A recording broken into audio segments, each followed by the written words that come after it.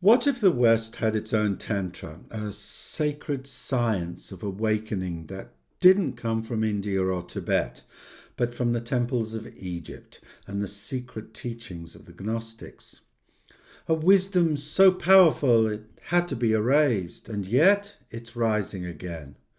This is the story of how the West forgot its Tantra, and how it's finally coming home. When you hear the word Tantra, we usually picture India or Tibet, rituals, mantras, or, thanks to modern marketing, sacred sexuality.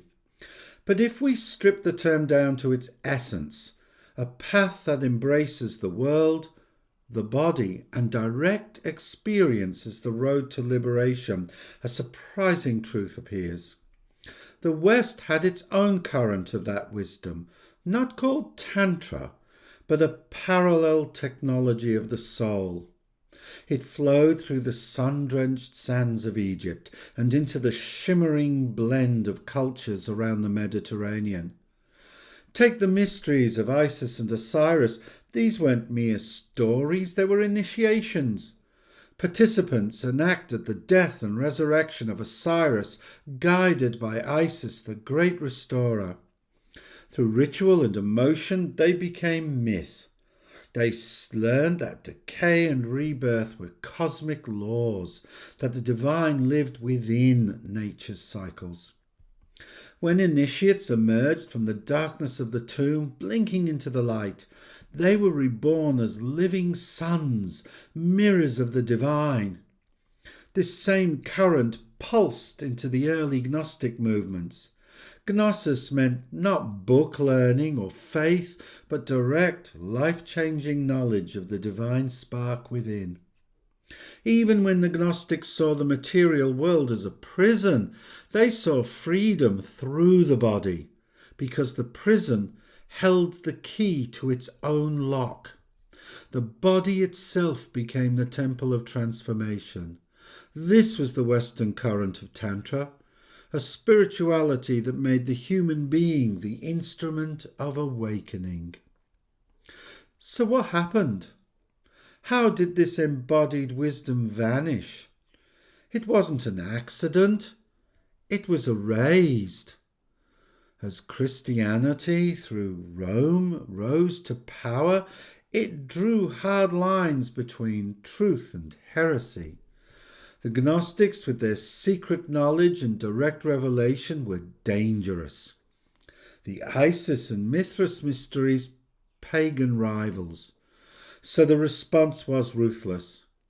Texts burnt, temples sealed, voices silenced.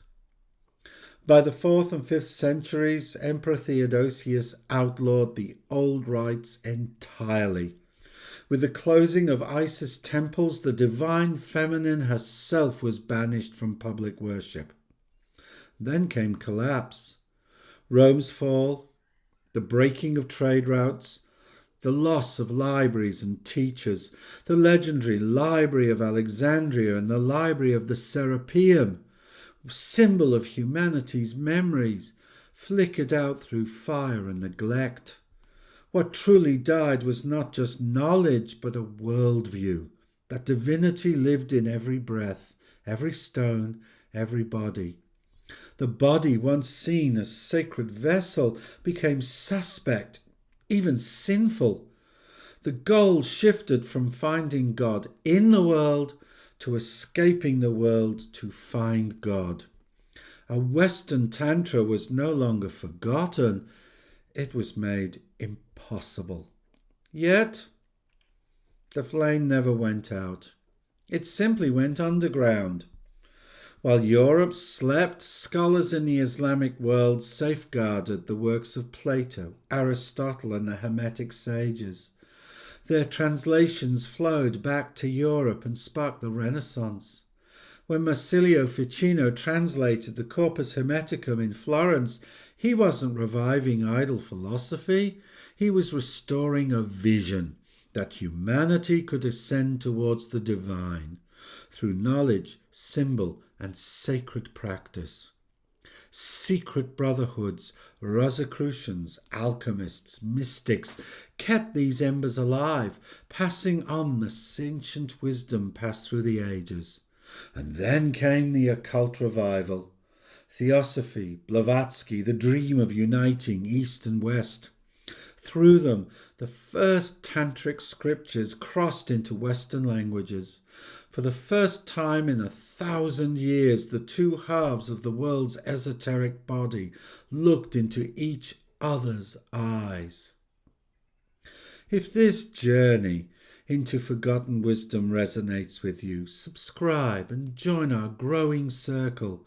Together, we remember what was once erased. The 20th century hungered for what it had lost.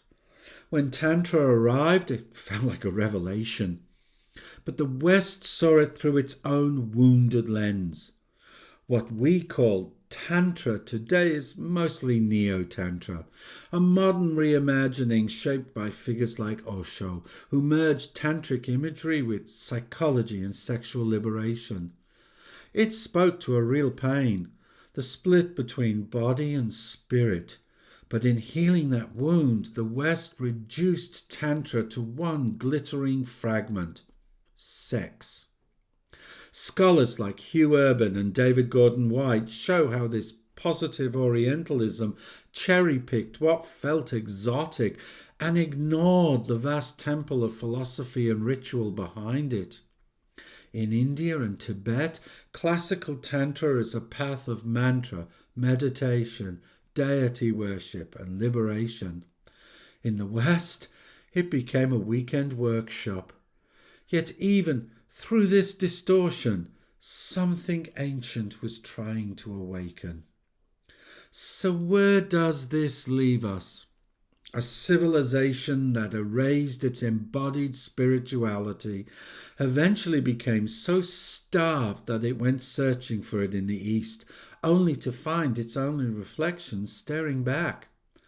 But now the circle is closing. A new generation is going deeper, seeking not just pleasure, but wisdom. Authentic texts are available again.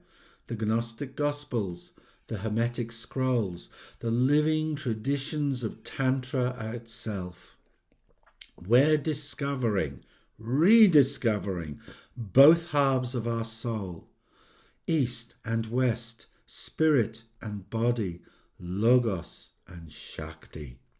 The symbol rises again, not as a symbol of temptation, but of remembrance. The light we sought in the East has always been waiting in the West. May we remember the wisdom of the body, the holiness of matter, the joy of awakening through the world, not away from it. Because this isn't the end of the story, it's the homecoming.